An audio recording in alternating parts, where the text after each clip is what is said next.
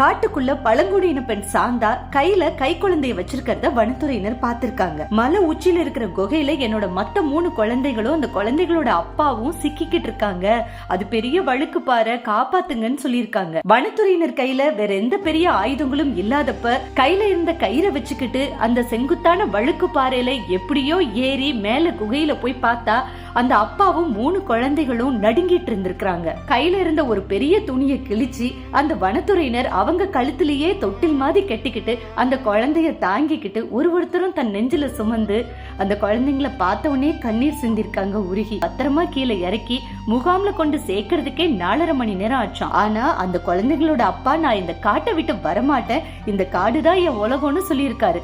அவங்க அப்பா அம்மா தவிர, பழங்குடியினர்களை தவிர வேற மனித முகங்களை பார்க்காத அந்த குழந்தைகளுக்கு தடவி கொடுத்து நெஞ்சில தூக்கி அணைச்சுக்கிட்டு சமாதானம் பண்ணின வனத்துறையினரோட செயல் எல்லாரையுமே மெய்சிலிருக்க வச்சிருக்கு.